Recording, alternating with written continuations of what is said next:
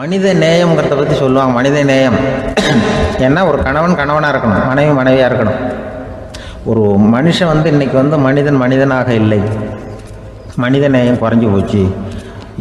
குடும்ப உறவுகள்லாம் ரொம்ப மாறி போச்சுன்னு சொல்லலாம். இப்போ நாகரிகத்தில் அப்படி தான் இருக்குது. ஒரு இதில் ஒருத்தன் என்ன பண்ணியிருக்கிறான், ஒரு சின்ன பையனை கொண்டு வந்தானா. ஒரு சின்ன பையன் பக்கத்தில் இருக்கான். ஒரு பெரியவர் கேட்டிருக்கார், யாரப்பா அந்த பையன் அப்படின்னு கேட்டிருக்கார். இவன் சொன்னான்னா, இந்த பையன் எனக்கு தூரத்து உறவுன்னு இருக்கான். சரி, தூரத்து உறவுன்னா எப்படி அப்படின்னு கேட்டிருக்கான். இந்த பையன் எங்கள் அப்பாவுக்கு 8வது பிள்ளை அப்படின்னானா. கூட பிறந்தவனே அவ்வளோ தூரமாக போயிட்டான், 8வதாக பிறந்தான். அப்படி இருக்குது குடும்ப உறவுகள்ங்கிறது. மனுஷனுக்கு வேல்யூ விஞ்ஞானம் எப்படி போட்டிருக்குன்னா, ஒரு மனித உடம்பில் இருக்கிற கால்சியத்தை மட்டும் தனியாக எடுத்தால் ஒரு சின்ன ரூமுக்கு வெள்ளை அடிக்கலாமா. ஒரு மனுஷ உடம்பில் இருக்கிற பாஸ்பரஸை மட்டும் தனியாக எடுத்தால் ஒரு 40 நெருப்புக்குச்சி தயார் பண்ணலாம். ஒரு மனுஷ உடம்பில் இருக்கிற இந்த கொழுப்பு சத்தை மட்டும் தனியாக எடுத்தால் ஒரு 7 சோப்பு கட்டி தயார் பண்ணலாம். அது மாதிரி ஒரு மனுஷ உடம்பில் இருக்கிற இரும்பு சத்தை மட்டும் தனியாக எடுத்தால் ஒரு 2 அங்குல ஆணி 2 செய்யலாம். இவ்வளவுக்கும் விலை போட்டால் 42 ரூபா 50 காசு. இதுதான் மனுஷனுக்கு விஞ்ஞானம் போட்டிருக்கிற விலை. அது எப்போ அது ஒசரும்னா, அவன் மனுஷனாக இருக்கிற வரைக்கும் இருக்கிறப்ப தான். அதுவும் செத்து போனால் அதுவும் கிடையாது, செத்து போனால் அதுவும் குறைஞ்சிரும். மிருகங்களுக்கெல்லாம் அப்படி இல்லை, செத்ததுக்கு அப்புறம் விலை கூடும். அங்கெல்லாம் எல்லா ஊர்லேயும் பார்த்திங்கன்னா உயிர் கோழி 50 ரூபா, உரிச்ச கோழி 60 ரூபான்னு போட்டிருக்கோம். செத்ததுக்கு அப்புறம் 10 ரூபா அதிகம். மனுஷன் நீ உயிர் மனுஷன் 42 ரூபா 50 காசு, செத்ததுக்கு அப்புறம் 52 ரூபான்னா நீயே வச்சுக்கிடாது, எனக்கு இது கண்டு போடும். அவன் எப்போ அவனுக்கு வேல்யூ கூடும்னா, மனிதன் மனிதனாக வாழும்பொழுது தான் வேல்யூ கூடும். குடும்பத்தில் அந்த அந்த பாசத்தோடு வாழணும்னு கடவுள்கிட்ட கேட்டு சொன்னாங்களே, அதுதான்.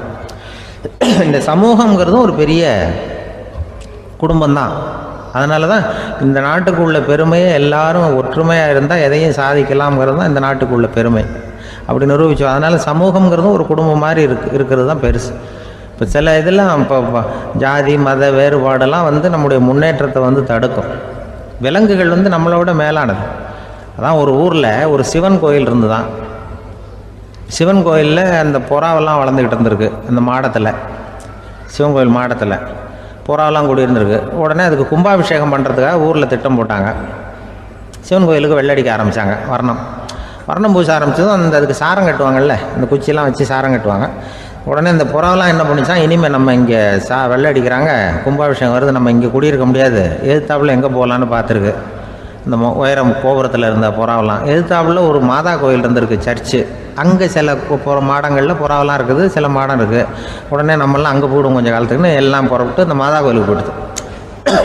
அங்கே போனால் அங்கே இருக்கிற புறாவோடு சேர்ந்து இதுவும் குடியிருந்துட்டுருக்கு. கொஞ்ச நாள் என்னாச்சு, அங்கே கிறிஸ்மஸ் வந்துட்டுது. கிறிஸ்மஸ் வந்ததும் சரி, இங்கேயும் வெள்ளடிக்க ஆரம்பிக்கிறாங்க. நம்ம மறுபடியும் எங்கடா போகிறதுன்னு பார்த்தா, அங்கே இருக்கிற புறாவோட சேர்ந்து இதுவும் சேர்ந்து நேராக ஒரு பள்ளிவாசல் இருந்தது. எதுக்கு அங்கே இருக்கிற மாடத்தில் போய் அங்கே குடியேறிட்டுது எல்லாம். அங்கே போனால் அங்கே ரமலான் மாதம் ரம்ஜானுக்காக அதையும் புதுப்பிக்க ஆரம்பித்தாங்க. இது என்ன பண்ணுறதுன்னு சொல்லி இந்த 3 செட்டு புறாவும் சேர்ந்து என்ன பண்ணிச்சு, எங்கே போகலான்னு பார்த்தா மறுபடியும் அதுக்குள்ளே இந்த சிவன் கோயிலில் கும்பாபிஷேகம் முடிஞ்சிருக்கு. அங்கே போடுவோம் எல்லாருன்னு சொல்லி எல்லா புறாவும் அந்த சிவன் கோயிலுக்கு வந்துட்டுது. அங்கே போய் மாடத்தில் அதை குடியிருந்துட்டுது. அப்போ திடீர்னு ஒரு நாள் பார்த்தா ஒரே கலவரம் பூமியில் எல்லாம் ஒருத்தன் அருவாளை தூக்கிட்டு நிற்கிறான், குச்சி எடுத்து ஒருத்தனை சுட்டுக்கிறான். ஒரே கலவரம், சத்தம், ஒரே மத கலவரம் வந்துட்டுது ஊரில். அப்போது புறாவெல்லாம் மாடத்தில் இருந்துக்கிட்டு ஒரு குஞ்சு புறா அவங்க அம்மாட்ட கேட்டு தான், இது என்ன, இந்த மனுஷனுக்கு என்ன ஆச்சு, அவன் கத்தியை தூக்கிட்டு நிற்கிறானே அப்படின்னு கேட்டு தான். ஒரு குஞ்சு புறா அவங்க அம்மாட்ட கேட்டு தான். அம்மா புறா. இப்போ அம்மா அந்த புறா சொல்லித்தான், மனுஷனுக்கு இப்போ மதம் பிடிச்சிருக்கு, அதான் கத்தியை தூக்கிட்டு நிற்கிறான் அப்படின்ருக்கு. இப்போ நமக்கெல்லாம் பிடிக்கலையே அப்படின்னு தான். அப்போ அந்த புறா சொல்லித்தான், அந்த பாருமா, நாம் இந்த சிவன் கோயிலில் இருந்தாலும் நமக்கு புறான்னு தான் பேர், இந்த மாதா கோயிலுக்கு போனாலும் நமக்கு புறான்னு தான் பேர், பள்ளிவாசலுக்கு போனாலும் நமக்கு புறான்னு தான் பேர். அந்த மனுஷன் அப்படி இல்லை. அவன் இங்கே இருக்கிற வரைக்கும் இந்துன்னு சொல்லுவான், அங்கே மாதா கோயில் இருந்தான்னா கிறிஸ்தவன்னு சொல்லுவான், பள்ளிவாசலில் இருந்தான்னா முஸ்லீம்னு சொல்லுவான். அப்போ குஞ்சு புறா அது என்ன இப்படி பண்ணுறாங்க மனுஷங்க, இப்போ அவங்கள விட நம்ம வசதி போல் இருக்க, நம்ம தேவலாம் போல் இருக்க அப்படின்னு தான் அந்த குஞ்சு புறா. அப்போ அந்த தாய் புறா சொல்லித்தான், உண்மைதான், அதனால தான் நம்ம மேலான இடத்துல இருக்கிறோம், அவன் கீழே நிற்கிறான் இன்னமும் அப்படின்னு சொல்லித்தான். இதுதான் அந்த குடும்பம்ங்கிறது, சமுதாயம்ங்கிறது ஒரு பெரிய குடும்பம். அது இந்த புறாகிட்டேருந்து மனுஷன் கற்றுக்க வேண்டியிருக்கு. அப்படி இருக்குது இன்றைக்கி மனுஷனுடைய நிலைமை. அதை புரிஞ்சுக்கணும். அப்படி தான் ஒவ்வொரு இதுலேயும் நாம் நடந்து கொள்ள வேண்டியிருக்குது. மிருகங்கள்டேருந்து கற்றுக்கிற வாய்ப்பெல்லாம் இருக்குது. அப்படி சொல்லுவாங்க. ஒரு பெரிய கிராமம், அந்த கிராமத்தில் ஒரு பண்ணையார் வீடு, அதுதான் அந்த கிராமத்திலேயே பெரிய வீடு. ஒரு நாள் ஒரு திருடன் அந்த கிராமத்துக்கு வந்தான். சுற்றி பார்த்தான். அந்த பண்ணையார் வீடு கண்ணில் பட்டுது. இன்னைக்கு ராத்திரி இந்த வீட்டில் தான் நம்ம தொழிலை ஆரம்பிக்கணும் அப்படின்னு சொல்லி அவன் முடிவு பண்ணிக்கிட்டான். ஏன்னா அதுதான் அந்த கிராமத்திலே கொஞ்சம் பெரிய வீடு, அங்கே தான் அவன் எதிர்பார்க்குறது ஏதாவது கிடைக்கும் அப்படிங்கிறது அவனுடைய முடிவு. நடு ராத்திரி அவன் மெதுவாக சுவர் ஏறி குதித்து அந்த பெரிய வீட்டுக்குள்ளே புகுந்தான். அங்கே போய் பார்த்தா முக்கியமான இடங்கள்ல எல்லாம் காவலுக்கு ஆள் நின்றுக்கிட்டு இருக்கிறாங்க ராத்திரி நேரத்தில். சரி, இந்த வீட்டில் நம்மால் திருட முடியாது அப்படின்னு முடிவு பண்ணிட்டு மெதுவாக வந்த வழியிலேயே திரும்பி வந்தான். அந்த சமயத்தில் காலில் ஏதோ தட்டுப்பட்டுது. என்னது அப்படின்னு சொல்லி குனிஞ்சு பார்த்தா அங்கே ஒரு பெரிய வெங்காய மூட்டை அடுக்கி வச்சிருக்கிறாங்க. சரி, வந்ததுக்கு வெறுங்கையோடு திரும்ப வேண்டாமே அப்படின்னு சொல்லி கையில் இருந்த ஒரு பெரிய பை நிறைய அதை அள்ளி போட்டுக்கிட்டான். வெங்காயத்தை போட்டுக்கிட்டு புறப்படுற சமயத்தில் கப்புன்னு கழுத்தில் ஒரு கை விழுந்தது. ஆள் மாட்டிக்கிட்டான். அதாவது காவலாளிகள் அவனை பிடிச்சி வச்சுக்கிட்டாங்க. மறுநாள் காலையில் அந்த திருடனை பண்ணையார் முன்னாடி கொண்டுட்டு போய் நிறுத்தினாங்க. ஐயா, இந்த ஆள் ராத்திரி நம்ம வீட்டில் திருடுறதுக்காக வந்தான், வெங்காயத்தை அள்ளிட்டு புறப்படுறப்போ மாட்டிக்கிட்டான் அப்படின்னாங்க. அவர் பார்த்தார். என்னப்பா இவங்க சொல்கிறது உண்மைதானான்னு கேட்டார். ஆமான்னு ஒத்துக்கிட்டான் அந்த ஆள். பண்ணையார் அதுக்கப்புறம் கொஞ்சம் யோசனை பண்ணார். அப்புறமா தீர்ப்பு வழங்கினார். இதை பார்ப்பா, நீ இங்கே திருட வந்தது குற்றம். அதுக்காக நீ 100 ரூபாய் அபராதம் செலுத்தணும், அல்லது 100 கசையடிகள் வாங்கணும். அதுவும் இல்லைன்னா நீயே திருடுன அவ்வளவு வெங்காயத்தையும் பச்சையா என் கண் முன்னாடியே சாப்பிட்டுடணும். இதில் எந்த தண்டனையை ஏற்றுக்கிறது அப்படிங்கிறத பற்றி நீயே யோசனை பண்ணி முடிவு எடுத்துக்கலாம் அப்படின்னு சொல்லிவிட்டார். அதாவது இவனே முடிவு பண்ணிக்க வேண்டியது. 100 ரூபா பணம் கட்டுறியா, இல்லது சாட்டை அடி வாங்குறியா, அல்லது வெங்காயத்தை சாப்பிட்றியா, இதுதான் அவர் கொடுத்தது. நீயே முடிவு பண்ணி சொல்லுன்னு விட்டார். திருடன் கொஞ்சம் நேரம் யோசனை பண்ணி பார்த்தான். அவனுக்கு இருக்கிறதுலே ரொம்ப சுலபமாக தெரிஞ்சது இந்த வெங்காயத்தையே சாப்பிட்டுட்றேன்ட்டான். ஐயா, நான் இந்த வெங்காயத்தையே சாப்பிட்டுட்றேன், அதுதான் எனக்கு கொஞ்சம் சுலபமாக தெரியுதுன்னா சரின்னு விட்டார் பண்ணையார். அப்படியே எல்லாத்தையும் கொண்டு கொட்டினாங்க. ஒவ்வொன்றா எடுத்து சாப்பிட ஆரம்பித்தான். கொஞ்ச நேரம் சுவாரஸ்யமாக சாப்பிட்டான். அதுக்கப்புறம் வாய் எரிய ஆரம்பிச்சுட்டுது. கண்ணு ரெண்டும் செவந்து போச்சு. கண்ணில் இருந்து தார தாரையாக கண்ணீர் வழிய ஆரம்பிச்சுட்டுது. ஒரே எரிச்சல். அவனால் தாக்கு பிடிக்க முடியல. வெங்காயம் பாதி கூட தீரல. பார்த்தான், சரி இது நமக்கு சரிப்பட்டு வராது அப்படின்னு முடிவு பண்ணிக்கிட்டான். ஐயா, என்னை மன்னிச்சுக்கோங்க, இது என்னால் முடியாது போல இருக்கு, பேசாமல் எனக்கு 100 சாட்டை அடியை கொடுத்துருங்க அப்படின்னா. அவரும் சரின்னார். சாட்டை அடி விழ ஆரம்பிச்சுது. அதுவும் ஆரம்பத்தில் ஒரு மாதிரியாக இருந்தது. ஒரு 60 அடிகள் விழுற வரைக்கும் தாங்கினான். அதுக்கு மேலே அவனால் முடியல, தாக்கு பிடிக்க முடியல. ஐயா, என்னை மன்னிச்சுக்கோங்க அப்படின்னு மறுபடியும் பண்ணையார் காலில் விழுந்தான். ஐயா, இதுவும் எனக்கு சரிப்பட்டு வராது போல இருக்கு, பேசாமல் 100 ரூபா அபராதமே கட்டிவிட்றேன் அப்படின்னா. அதே மாதிரி பணத்தை எடுத்து கொடுத்துட்டு அவன் பாட்டுக்கு போனான். இப்படி ஒரு கதை உண்டு. இந்த கதையை உலக புகழ்பெற்ற மனோதத்துவ மேதை எம் ஸ்காட் பெக் ஒரு உதாரணமாக எடுத்து சொல்கிறார். எதுக்காக அவர் எடுத்து சொல்கிறாருன்னா, இந்த முடிவெடுக்கும் திறன் அப்படிங்கிறத விளக்கறதுக்காக. வாழ்க்கையில் முடிவெடுக்கிற திறன் நம்ம ஒவ்வொருத்தருக்கும் ரொம்ப அவசியம். எந்த சந்தர்ப்பத்தில் எப்படி முடிவெடுக்கிறோம் அப்படிங்கிறத வச்சு தான் நம்ம வாழ்க்கை அமையும். எவ்வளவு தான் பணம் இருந்தாலும் சரி, எவ்வளவு தான் படிச்சிருந்தாலும் சரி, இந்த முடிவெடுக்கிற திறன் சரியா இல்லைன்னா வாழ்க்கையில் பல சறுக்கல்களை சந்திக்க வேண்டியிருக்கும். நாம் முடிவுகள் எடுத்தால் அந்த முடிவுகளால் ஏற்படக்கூடிய விளைவுகளுக்கு நாம் பொறுப்பு ஏற்க வேண்டி இருக்குமே அப்படிங்கிற பயத்தினால முடிவெடுக்கிற அதிகாரத்தை பல சமயங்களில் நாம் மற்றவங்களுக்கு தாரவாத்து கொடுத்துட்றோம். நாமே முடிவெடுக்கக்கூடிய திறமையை வளர்த்துக்கிறது தான் ரொம்ப முக்கியம். ஒருத்தர் சொன்னார், சார், சின்ன சின்ன பிரச்சனைகள்ல எல்லாம் எங்கள் வீட்டில் என் மனைவி முடிவு எடுக்க விட்டுருவேன், பெரிய பிரச்சனைகள்ல எல்லாம் நான் தான் முடிவெடுப்பேன் அப்படின்னார். பரவாயில்லையே அப்படின்னு சொல்லி, சின்ன சின்ன பிரச்சனைகள்னா எதுங்க அப்படின்னு கேட்டேன். ஒன்றும் இல்லை, இந்த வீட்டு வருமானத்தை பெருக்கிறது எப்படி, வீட்டு செலவை சரி கட்டுறது எப்படி, வீட்டு செலவுக்கு வாங்கியிருக்கிற கடனை அடைக்கிறது எப்படி, இதெல்லாம் சின்ன சின்ன பிரச்சனைகள், என் மனைவிகிட்ட முடிவெடுக்கிற விஷயத்தை விட்டுருவேன்னார். பெரிய பிரச்சனை தான் நான் எடுத்துக்குவேன்னார். அப்படின்னா பெரிய பிரச்சனைன்னா எது சார் அப்படின்னு கேட்டேன். அது என்னென்னா, இந்த உலக பொருளாதாரத்தை மேம்படுத்துறது எப்படி, 21ஆம் நூற்றாண்டில் என்னென்ன சவால்களை சந்திக்க வேண்டியிருக்கும் உலகம், இதெல்லாம் நான் பார்த்துக்குவேன் அப்படின்னார். பாருங்க, இது பிரச்சனைகள்லேருந்து தப்பிக்கிற வழி. அதனால் வாழ்க்கையில் பிரச்சனைகளை சந்திக்கிறதுக்கு தயங்கக்கூடாது. அதே மாதிரி சரியான நேரத்தில் சரியான முடிவு எடுக்கிறதுக்கு நாம் கற்றுக்கணும். அது ரொம்ப முக்கியம். ஒரு அரசன், அவனுக்கு வயசாயிட்டுது. அதனாலேயே இந்த கவலை, பயம் எல்லாமும் அதிகமாயிட்டுது. மரண பயம், ராத்திரியில் சரியாக தூங்க முடியல, இப்படி ஆயிட்டுது நிலைமை. அந்த அரசன் ஏற்கனவே எப்படின்னா, போர்க்களங்களில் எத்தனையோ பேரை ஓட ஓட விரட்டி இருக்கிறான். இருந்தாலும் இப்போ அந்த துணிச்சல்லாம் எங்கேயோ போயிட்டுது. பேசாமல் படுத்துருக்கிறான். அப்படியே படுத்தாலும் தான் தூக்கம் வர மாட்டேங்குது. என்ன பண்ணலாம்னு யோசித்தான் இந்த மன்னன். உடனே எல்லா அமைச்சர்களையும் கூப்பிட்டான். எனக்கு நிம்மதி இல்லை, எதை நினச்சாலும் பயமாக இருக்குது, எனக்கு ஒரு ஆலோசனை சொல்லுங்க அப்படின்னா. என்ன ஆலோசனை வேணும் அப்படின்னு சொல்லி கேட்டாங்க. எனக்கு ஒரு நெருக்கடியான சந்தர்ப்பம் ஏற்பட்டு போச்சுன்னு வச்சுக்கோங்க. அந்த நேரத்தில் நீங்கள் யாருமே என் பக்கத்தில் இல்லை ஆலோசனை சொல்கிறதுக்கு அப்படின்னா, அந்த சமயத்தில் எனக்கு உபயோகப்படுற மாதிரி ஒரு வாசகம், பொன்மொழி ஏதாவது சொல்லுங்கள். அதை நான் என்னுடைய வைர மோதிரத்துக்கு அடியில் பதிச்சு வச்சுக்கிறேன் அப்படின்னார். தேவைப்படுறப்போ உதவும் அப்படிங்கிறதுனால. அவர் போட்டிருந்த மோதிரமும் அதுக்கு தகுந்த மாதிரியே திறந்து மூடுறது மாதிரி அமைஞ்சிருந்தது.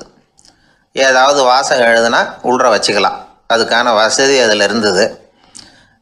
அமைச்சர்கள்லாம் யோசனை பண்ணாங்க, இது மாதிரி ராஜா கேட்குறாரு, என்ன வாசகம், அதாவது பொன்மொழி சொல்லலாம் அப்படின்னு எல்லாரும் யோசனை பண்ணாங்க.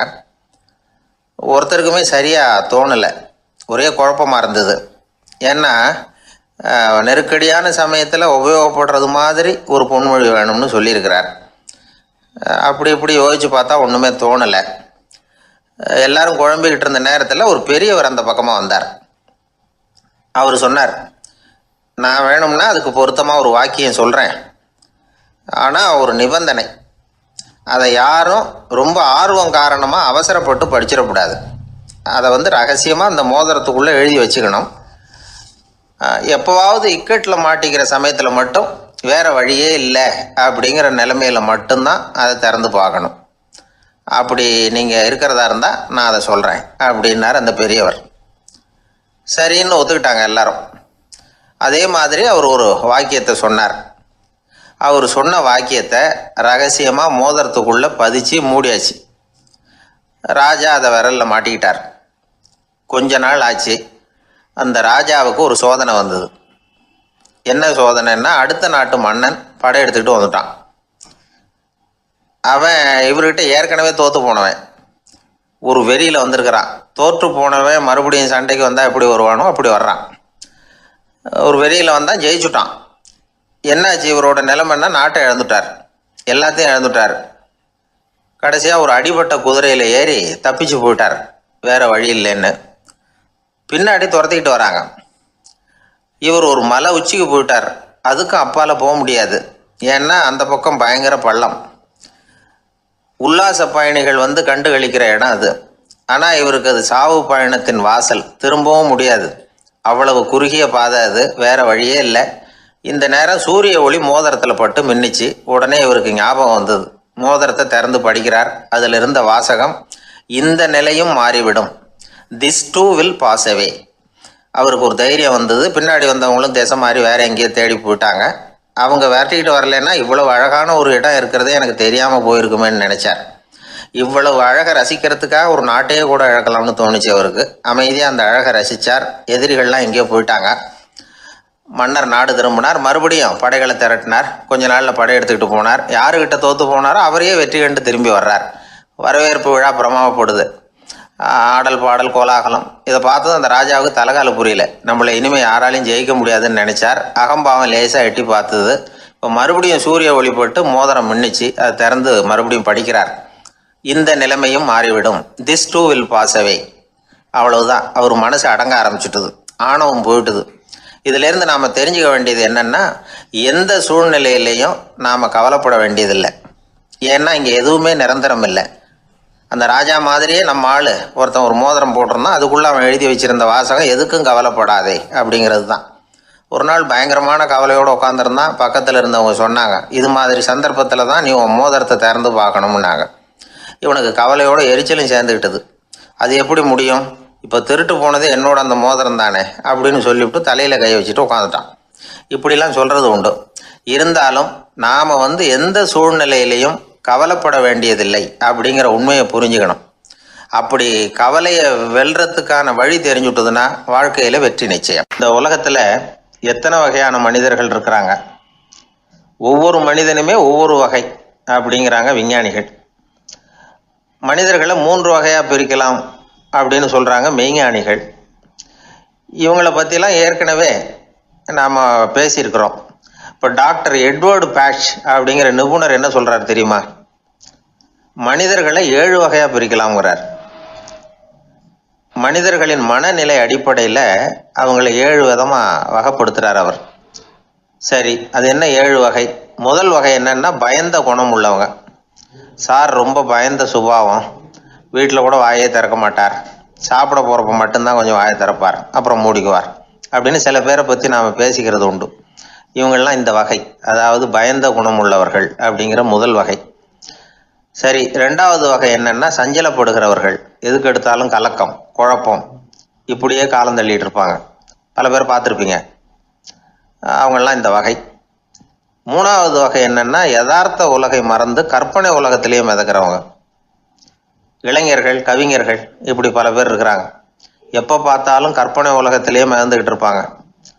கிட்டத்தில் போய் என்னங்க ஒரு மாதிரியாக இருக்கிறீங்க அப்படின்னு கேட்டு பாருங்க. அவங்களெல்லாம் ஏதோ ஒரு அற்ப புழுவை பார்க்குறது மாதிரி அவங்கள பார்ப்பாங்க. அதுவும் அந்த வானத்து நிலாவை பாருங்கள், அது என்னை வா வான்னு கூப்பிடுது, எனக்கு சீக்கிரத்தில் ஒரு நாள் சிறகுகள் முளைக்கும், சிறகடித்து வானத்தில் பறந்து போவேன், அந்த செல்ல நிலாவை கொஞ்சிவிட்டு வருவேன், இப்படிலாம் பேசிகிட்டு இருப்பாங்க. கொஞ்சிறது அப்புறம் இருக்கட்டும், இப்போ கஞ்சிக்கு வழியே பாருப்பா அப்படின்னா அதை காதில் வாங்க மாட்டாங்க. நாம் ஏதோ இந்த உலகத்தை அனுபவிக்க தெரியாதவர்கள் மாதிரி நம்மளை அவங்க கவனிப்பாங்க. இப்படி ஒரு ரகம். 4வது வகை மனிதர்கள் எப்படின்னா, இவங்க தனிமை உணர்வு மிக்கவர்கள். இவங்க மற்றவங்களோட இயல்பாக நெருங்கி பழகிறதில்ல. தான் உண்டு தன்னுடைய வேலை உண்டுன்னு இருந்துட்டு போகிறவங்க.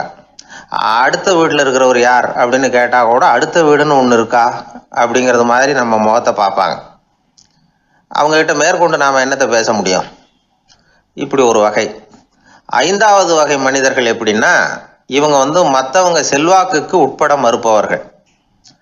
அடுத்தவங்களோட செல்வாக்குக்கு இவங்க ஆட்படுறதில்லை. நான் யார் தெரியுமான்னு கேட்டால் அதை தெரிஞ்சுட்டு எனக்கு என்ன ஆக போகுதும்பாங்க. இவங்கெல்லாம் அந்த ரகம். 6வது வகை மனிதர்கள் எப்பவும் எதுலேயும் பற்றில்லாமல் இருக்கிறவங்க. இது ஒரு துறவு மனப்பான்மை. இயல்பாகவே சில பேர் இப்படி உண்டு. அவங்களுக்கு எதுலேயும் ஒரு ஈடுபாடு இருக்காது. அப்படிப்பட்டவங்கெல்லாம் 6வது வகை. 7வது வகை மனிதர்கள் மற்றவங்க கவலையை தன்னுடையதாக ஆக்கிக்கிட்டு கவலைப்படுறவங்க. இவங்கெல்லாம் மகாத்மாக்கள். தாம் வேறு அடுத்தவங்க வேறு அப்படிங்கிற எண்ணம் இவங்களுக்கு வர்றதில்லை. அதனால் அடுத்தவங்களுக்கு ஒரு துன்பம் வந்ததுன்னா இவங்களால சும்மா இருக்க முடியறதில்லை. ஆகக்கூடி இப்படி 7 விதமான மனிதர்களை அடையாளம் காட்டுறார் அந்த நிபுணர். இதில் நாம் எந்த வகையில் வர்றோம் அப்படிங்கிறத நாம தான் அடையாளம் கண்டுபிடிக்கணும். எனக்கு தெரிஞ்ச ஒரு மனிதர் உண்டு. அவர் ஒரு வித்தியாசமான வகை. எதையும் நடைமுறை சாத்தியமாக சிந்திக்கிறவர். எப்பவும் அடுத்தவங்களும் நல்லா இருக்கணும், நாமும் நல்லா இருக்கணும் அப்படின்னு ஆசைப்படுறவர். அவருக்கு ஒரு சமயம் திடீர்னு உடம்பு சுகம் இல்லாமல் போயிட்டுது. டாக்டர்கிட்ட போனார், பணம் கொடுத்தார், வைத்தியம் பார்த்துக்கிட்டார். அவர் எழுதி கொடுத்த மருந்து சீட்டை வாங்கினார். ஒரு மருந்து கடைக்கு போனார், பணம் கொடுத்தார், மருந்து வாங்கினார். அதை எடுத்துகிட்டு வீட்டுக்கு வந்தார். அதுக்கப்புறம் அந்த மருந்து அவர் சாப்பிட்ணும்ல, சாப்பிடவே இல்லை, அப்படியே சும்மா வச்சுட்டார். அவரை பார்த்து கேட்டேன், ஏன் சார் இப்படி பண்ணுறீங்க, வீண் செலவு தானே இது, நீங்கள் ஏன் டாக்டர்கிட்ட போய் பணம் செலவு பண்ணினீங்கன்னு கேட்டேன். அவர் சொன்னார், டாக்டர் வாழணும் இல்லையா, அதனால தான் அப்படின்னார். சரி, அப்புறம் ஏன் மருந்து வாங்கினீங்க அப்படின்னு கேட்டேன். மருந்து கடைக்காரர் வாழணும் இல்லையா, அதனால தான் அப்படின்னார். சரி, அப்புறம் ஏன் வாங்கின மருந்து சாப்பிடாம வச்சுட்டீங்க அப்படின்னதுக்கு, நான் வாழணும் இல்லையா, அதனால தான் அப்படின்னார். இவர் வாழ்க்கையை புரிஞ்சுக்கிட்டவர். இப்படி வாழ்க்கையை புரிந்து கொண்டு வாழ தெரிஞ்சுக்கணும். எந்த வகை மனிதர் நாம் அப்படிங்கிறத புரிஞ்சுக்கிட்டு வாழ்ந்தோம்னா வாழ்க்கையில் வெற்றி நிச்சயம். குடும்பத்தில் ஒருத்தர் அனுசரிப்பு தன்மைங்கிறது ரொம்ப அவசியம். கணவன் மனைவின்னா அனுசரித்து போகணும்னு சொல்லுவாங்க. அதாவது ஒரு கணவன் அதுக்காக தான் அந்த காலத்துலலாம் ஒரு வீட்டுக்கு வந்து மாப்பிள்ளை தேடுறதுங்கிறது ஒரு பெரிய குடும்பத்தை நிர்வகிக்கிற அளவுக்கு ஒரு கணவனாக வரக்கூடிய எப்படி இருக்கணும் அப்படின்னா, அந்த காலத்தில் புலி வேட்டைக்கு போகணும். ஒரு பொண்ணுக்கு மாப்பிள்ளை தேடுறதுன்னா நம்ம தமிழ் பழக்கம் என்னென்னா, காட்டுக்கு போய் ஒரு புலியை வேட்டையாடிட்டு வரணும். அந்த புலி பல்லு அல்லது நகத்தை கொண்டுட்டு வரணும் அந்த இளைஞன். அதை வந்து வீட்டில் கொடுப்பான். அதை தான் கட்டி அதை வந்து இதாக கட்டுவாங்க, மாலையாக போடுவாங்க, தாலியாக கட்டுவாங்க. அதாவது வீரம் இருக்கா பையனுக்குன்னு பார்ப்பாங்க. ஒரு பொண்ணு வேணும்னா நீ முதல்ல வீட்டுக்கு பொண்ணு கேட்க போகக்கூடாது, காட்டுக்கு போகணும், போய் புளியை கொண்டு வா, அதுக்கப்புறம் தான் உனக்கு பொண்ணு அப்படின்னு சொல்லுவாங்க. இப்போவெல்லாம் ஏன் போகிறது இல்லைன்னா, இப்போலாம் ஒருத்தனை வந்து காட்டுக்கு போய் புலிப்பல் கொண்டு வான்னா புலி தான் மாப்பிள்ளையாக வரும்.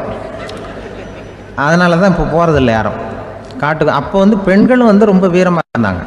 பெண்கள் மூலம் அந்த காலத்தில் எப்படின்னா, முறத்தாலேயே புலியை துரத்துவாங்களாம். நம்ம பழைய பாட்டிலெல்லாம் பார்த்துருப்பீங்க, முறத்தால் புலியை விரட்டினாங்கன்னு வரும் பழைய பாட்டு. ஒரு அந்த அளவுக்கு பெண்களுக்கு வீரம். இப்போ கல்யாணம் ஆகி இந்த காலத்தில் ஒரு கணவனை வந்து விரட்டிட்டு வந்தாங்களாம் முறத்தை எடுத்துக்கிட்டு. ஒரு மனைவி அவன் பயந்துட்டு வெளில ஓடி வரான், பின்னாடி முறத்தை எடுத்துகிட்டு அந்த அம்மா ஓடி வருது. இவனை தனியாக பிடிச்சி கொண்டு போய், என்னப்பா இந்த மனைவிட்டு இப்படி பயந்து ஓடி வரையே, முறத்தால் துரத்துறா இப்படி வரையே அப்படின்னு தான் அவன் அப்படியே தடுமாறிக்கிட்டு, அதெல்லாம் ஒன்றும் இல்லை, அவன் என்ன புலியாக நினைக்கிறா அப்படின்னு ஒரு பெருமையாக சொல்லிட்டானா. அந்த காலத்தில் புலியை தான் முறத்தால் விரட்டினாங்க, இப்போ புருஷனை விரட்டுறாங்க அப்படின்னு சொல்லி. அப்படி அந்த காலத்தில் வந்து கணவனுக்கு ஒரு குடும்பத்தை நிர்வகிக்கிற திறமை இருக்கா, உடல் வலிமை தான் முக்கியம். இப்போ கூட மதுரை பக்கத்தில் ஐயாவுக்கு தெரியும், அந்த இளவட்டக்கல்லுன்னு ஒரு ஊருக்கு ஊர் எல்லையில் கிடக்கும். ஊர் எல்லையில் ஒரு பெரிய கல் கிடக்கும். அந்த ஊருக்கு பொண்ணு கேட்க போகிறவங்க அந்த கல்லை தலைக்கு மேலே தூக்கி காட்டணும், அப்படியே தூக்கி தலைக்கு மேலே வசதி கீழே போடணும். அந்த வலு இருந்தால் தான் நீங்கள் அந்த ஊருக்குள்ளேயே போகலாம், பொண்ணு கேட்குறதுக்கு போகலாம். இல்லைன்னா நீ திரும்பி போக வேண்டியதான். அந்த வலிமை இருக்கா மாப்பிள்ளைன்னு பார்க்குறாங்க. இளவட்டக்கல்லுன்னு பேர். அப்போ என்ன பண்ணாங்கன்னா, ஒரு 1000 வருஷத்துக்கு முன்னாடி அந்த கல்லை தலைக்கு மேலே தூக்கி கீழே போடுவாங்களாம். ஒரு 500 வருஷத்துக்கு முன்னாடி அப்படி கொஞ்சம் தூரம் இடுப்பு அளவுக்கு தூக்கி கீழே போட்டுக்கிட்டு இருந்துருக்குறாங்க. அதுக்கப்புறம் ஒரு 100 வருஷத்துக்கு முன்னாடியெல்லாம் அப்படி முழங்கால அளவுக்கு அப்படி தூக்கி போட்டால் போகிறோம்னு வச்சுருந்தாங்களாம். இப்போ நான் அந்த ஊருக்கு என் கூட பழனிசாமின்னு ஒருத்தர் இருக்கார். அவர் போய், உனக்கு எப்படிப்பா இந்த ஊரில் கல்யாணம் ஆச்சு அப்படின்னா, இப்போலாம் நாங்கள் தொட்டு கும்பிட்டா போகிறோம், அதை அசைக்கிறது கூட இல்லை. அப்படி ஆகிட்டுது. ஒரு குடும்பத்தை கணவனாக வரப்போகிறவனுக்கான தகுதி அந்த காலத்தில் அப்படி இருந்து தான். அப்படி வந்து கணவன் வந்து தேர்ந்தெடுக்கிறது, குடும்ப தலைவனை தேர்ந்தெடுக்கிறது ஒரு பெரிய காரியம். ஒரு பெரிய செல்வந்தர் போட்டி வச்சாராம், ஒரு நீச்சல் குளம், அதில் யார் வேணாலும் குதித்து அந்த பக்கம் போய் கரையேறலாம். அந்த நீச்சல் குளத்தில் விஷப்பாம்புலாம் கிடக்கு. யார் துணிஞ்சி அந்த விஷப்பாம்பு இருக்கிற குளத்தில் குதித்து அந்த பக்கம் போய் கரையேறானோ அவனுக்கு ஒரு 100 ஏக்கர் நிலம் கொடுப்பேன், அது வேண்டான்னா ஒரு 1000 ஆடு கொடுப்பேன், அதுவும் வேண்டான்னா என் பொண்ணை கொடுப்பேன் அப்படின்னு போட்டி வச்சார். அதான் மாப்பிள்ளையை தேர்ந்தெடுக்கிறதுக்கு அவர் ஒரு வழி, நீச்சல் குளத்தில் குதித்து கரையேறணும். இப்போ அந்த ஊரில் இருக்கிற இளைஞர்கள்லாம் வந்து பார்க்குறாங்க அந்த குளத்தில் குதிக்கணும்னு. ஆனால் குளத்தில் வெறும் விஷப்பாம்புலாம் கிடக்கு. இது என்ன பண்ணுறதுன்னு பார்த்தா யாருமே குதிக்கிறதுக்கு தைரியம் வரல. திடீர்னு ஒருத்தன் துணிஞ்சு குதித்தான், படப்படப்படன்னு அடிச்சுட்டு போய் அந்த பக்கம் கரையேறிட்டான். கரையேறின உடனே பரவாயில்லையே ஒரு ஆள் வந்துட்டான்னு சொல்லி அவனை அந்த இளைஞனை போய் பிடிச்சிட்டு வந்தாங்க. அந்த பெரியவர் கேட்டார், ஏப்பா இவ்வளவு பெரிய விஷப்பாம்பெல்லாம் கிடக்கிற நீச்சல் குளத்தில் நீ துணிஞ்சு குதித்து கரையேறி இருக்கிற, உனக்கு என்ன 1000 ஏக்கர் நிலம் கொடுத்துறவா, 100 ஏக்கர் நிலம் கொடுக்கவா சொல்கிறப்படி அப்படின்னா, வேண்டாம் சார்ன்றிருக்கான். ஓஹோ அப்படின்னா ஒரு 1000 ஆடு வேணுமா உனக்கு அப்படின்னா அதுவும் வேண்டாம் சார். ஓ அப்படின்னா என் பொண்ணு வேணுமா அப்படின்னா அதுவும் வேண்டாம் சாருங்கிறான். அப்புறம் எதுக்குடா குதிச்சுன்ட்டு என்ன உனக்கு என்ன தான் வேணும் அப்படின்னு கேட்டிருக்காரு. என்னை எவன் பிடிச்சி தள்ளி விட்டவன்னு தெரியணும் அப்படின்ட்டுருக்கான். அதுக்காக அவன் பார்த்துருக்கான். அப்படி இருந்தால் தான் துணிச்சல் வரும் இந்த காலத்தில். எதுக்கு இவ்வளவு சங்கடம்லாம் வச்சாங்கன்னா, ஒரு குடும்பத்துக்கு தலைவராக வர வேண்டிய ஒரு ஆள், கணவனாக இருக்க வேண்டியவனுக்கு துணிச்சல் இருக்கா, தைரியம் இருக்கா அப்படிங்கிறது பார்க்குறதுக்காக இப்படிப்பட்ட தேர்வு முறைகள்லாம் வச்சுருந்தாங்க அந்த காலத்துலலாம். இப்போலாம் கல்யாணம் பண்ணுறது ஆளுக்கு நேரில் பார்க்காமலே கூட கல்யாணம் நடக்குது இன்டர்நெட்டில். இப்போ சர்டிஃபிகேட் கேட்குறாங்க, நோய் நொடி இல்லாமல் இருக்காரா பாரு. காட்டுக்கெலாம் போக வேண்டாம், நேராக ஆஸ்பத்திரிக்கு போய் ஒரு சர்டிஃபிகேட் வாங்கிட்டு வா, உனக்கு ஒன்றும் வியாதி இல்லைன்னு ப்ரூவ் பண்ணு, அதுக்கப்புறம் பார்த்துக்கலாம், மற்றதை பேசுவோம் அப்படின்னு சொல்லி அப்படி இருக்குது நிலைமை. அதனால் குடும்பத்தில் அந்த கணவனாக இருக்கிற வேண்டியவனுக்கு பொறுப்பு அதிகம்.